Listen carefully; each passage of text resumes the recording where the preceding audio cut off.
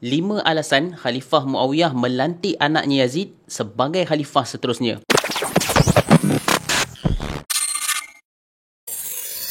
Pertama, bagi Muawiyah melantik khalifah selepas darinya adalah satu perkara yang patut dilakukannya. Walaupun Khulafa' Rashidin tidak melakukan cara itu. Tetapi, jika diteliti, dunia Islam era Khalifah Muawiyah tidak sesuai lagi menggunakan kaedah pembaiatan melalui sokongan dari kaum muslimin. Sebabnya, jika kita lihat pada zaman Sayyidina Osman menjadi khalifah ketika itu, dapat dilihat mula ada perpecahan di mana yang tidak menyokong akan membuat pemberontakan terhadap khalifah. Sehingga berlaku tragedi pembunuhan Sayyidina Osman dan Sayyidina Ali bin Abi Talib. Ada riwayat menunjukkan bukti di mana Muawiyah memulakan cara pemilihan khalifah berdasarkan pilihan darinya tanpa keputusan dari kaum muslimin. Kisahnya, ketika Muawiyah telah menghantar surat kepada gubernurnya di Hijaz iaitu Marwan Ibnul Hakam. Dalam surat itu, Muawiyah berkata, "Aku dah semakin tua, tulang belulang aku juga semakin lemah. Jadi, aku berpendapat biarlah aku sahaja yang akan memilih khalifah bagi menggantikan aku. Jadi, tak perlulah aku bermesyuarat bersama-sama dengan pembesar di daerah Hijaz lagi. Maka tolong bagi tahu kepada sekalian pembesar yang ada di tanah Hijaz tentang apa yang aku hajatkan ini. Setelah itu, kirim semula surat balas supaya aku tahu apa pandangan pembesar Hijaz tentang cadanganku ini." Maka Marwan telah sampaikan apa yang telah diminta oleh Muawiyah kepada pembesar di Hijaz. Hasilnya, pembesar di Hijaz menerima sahaja apa yang dicadangkan Muawiyah ketika itu, walaupun mereka belum tahu siapa yang akan dilantik Muawiyah bagi menggantikan tempatnya.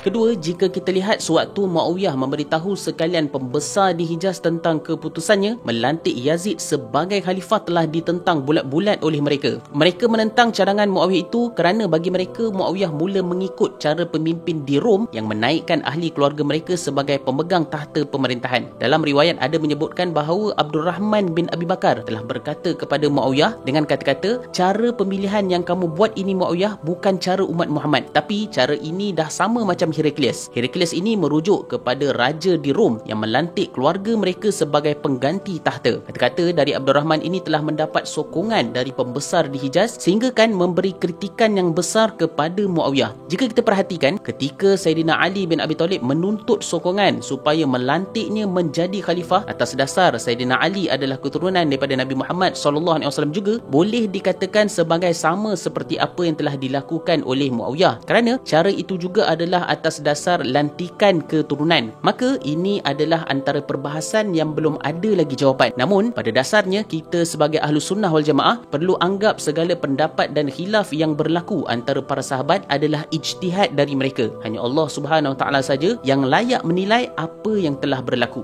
Ketiga, jika dilihat kelayakan bagi seseorang menjadi khalifah ketika itu, sebenarnya tiada lagi yang layak selain dari khalifah itu dilantik dari keturunan Bani Umayyah. Sebabnya adalah kebanyakan gubernur-gubernur di daerah di bawah kekuasaan Khalifah Muawiyah semuanya adalah lantikan dari Muawiyah sendiri. Katakan, jika khalifah setelah Muawiyah dilantik dari kalangan bukan dari Bani Umayyah, maka yang akan berlaku adalah pemecatan gubernur lantikan Muawiyah secara besar-besaran bakal berlaku sama macam waktu Sayyidina Ali menjadi khalifah. Hasilnya, kemungkinan yang akan berlaku lagi adalah peperangan Siffin dan perang Jamal kali kedua. Inilah beza pemerintahan khalifah antara zaman Abu Bakar, Umar dan pemerintahan khalifah Muawiyah. Masih mengikut tata cara agama, yang bezanya adalah pendekatan sahaja. Keempat, jika dilihat tujuan asal Muawiyah melantik anaknya Yazid menjadi khalifah adalah cadangan yang baik. Namun, di sisi yang lain, Muawiyah buat semua itu kerana nak bagi kebahagiaan kepada anaknya itu. Sudah menjadi lumrah manusia yang mahu melihat keluarganya berjaya. Maka, jika perkara ini menjadi dasar di dalam perlantikan Muawiyah terhadap anaknya Yazid, maknanya perkara ini amat mendukacitakan kerana tidak sepatutnya Muawiyah berfikiran sedemikian. Kerana khalifah itu adalah satu tanggungjawab, bukan satu perkara untuk dipermainkan.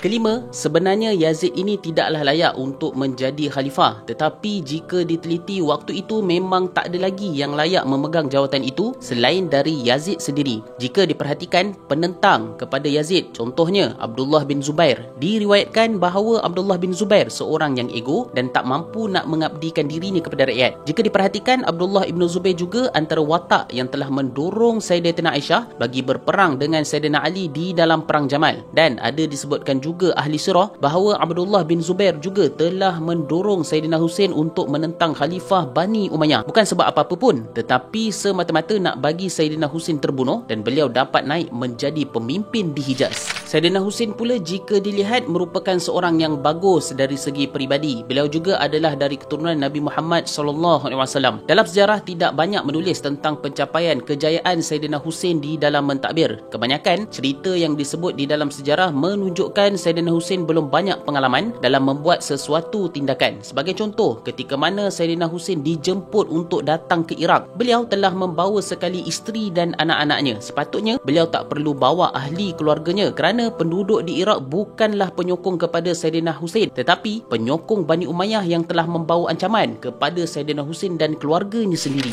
Kesimpulannya di sini, keputusan Muawiyah untuk melantik anaknya Yazid sebagai khalifah adalah suatu yang tepat. Pendapat ini disimpulkan oleh Dr. Ahmad Syalabi dan beliau mengatakan sedemikian kerana situasi zaman ketika itu adalah situasi darurat. Jika tersalah membuat keputusan, maka yang akan berlaku adalah kemudaratan dan ketidakstabilan pemerintahan. Kata beliau lagi, sebenarnya banyak lagi yang bagus di dalam pemerintahan kerajaan Bani Umayyah ini. Sebagai contoh, Abdul Malik Ibnu Marwan dan lain-lain lagi. Segalanya insya-Allah akan kita kupas pada video yang akan datang.